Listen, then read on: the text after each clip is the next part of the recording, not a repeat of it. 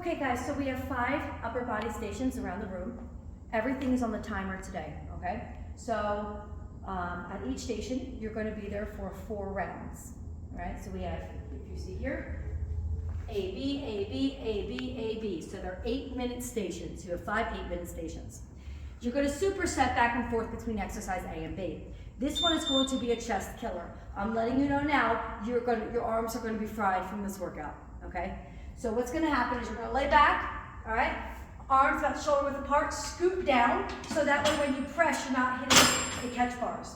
From here, you're going to bend all the way down so that that bar touches below my chest, on top of my rib cage, and exhale up. So it's all the way up. So this is 40 seconds. Yes, it can be a long time, but you know what I want you to focus on? Is just nice, deep, slow motions. If you have to, hold it up here for a minute, or just rack it and just wait out the rest of the time. But I want you to just try to go nice and slow, and full range of motion is what I want you to think about today. So that's exercise A. Then you're going to come over to exercise B. All right, these are going to be your crunch and fly. So arms are here, you're going to sit back, and then we have 40 seconds of our Bosu crunch and fly. Now these 10s are pretty heavy, and especially as we get deeper into the superset, it's going to be very tough to fly. So you could drop down to a lighter weight, or if you have to, you can even do it with just your arms, because you will knock out your chest here. Okay? After you're done, then you go back again. A, B, 4 times. Next station, we have our dumbbell bicep rotations. All right, so loose fingertips, elbows are by your side, and I'm going to rotate out. Okay, so I'm going to do this for 40 seconds. And then it's going to beep. I have a 20-second rest until I go to the next exercise, to which are V-ups. My dumbbells are touching behind my head, and I'm going to up and out. Bend, up and out, just like this, okay? And that's going to go for 40 seconds, and then it's going to beep for 20, and guess what? I'm going back here again. And I'm going to do that 4 times in a row. All right, moving on over. This one here, same thing with AB, except it's right side, left side, right side, left side. So what you have to do on this particular station is switch halfway through your 40 seconds. So this is going to be our kettlebell snatch and press. So I always do it this way, where I put my thumb under, I rotate here, and then I push straight up, okay? And then I'm gonna come back down. Rotate and press, just like this.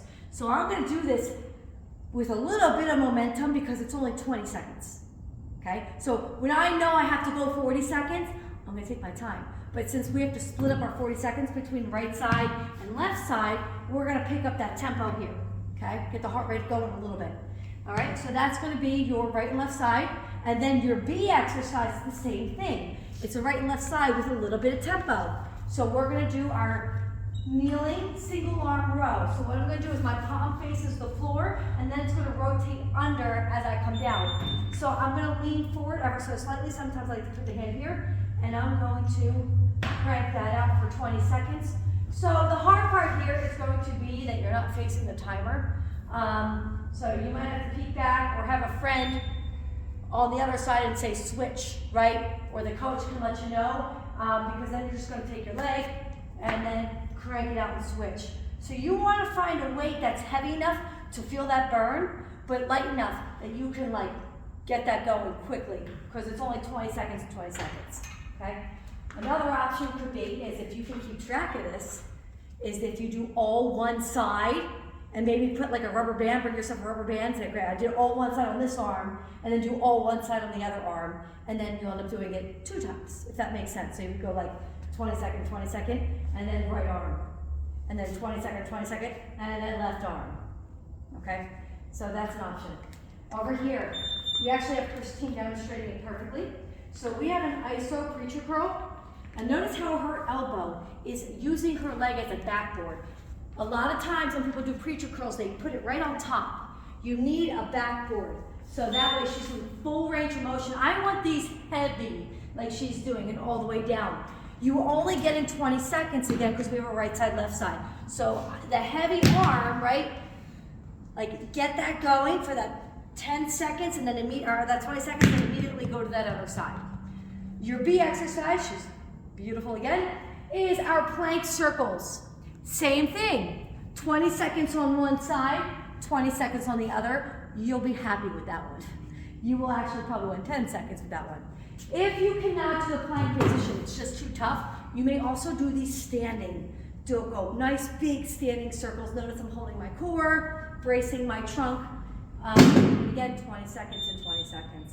And your last station, this is going to give you the definition on the front of your shoulders, okay?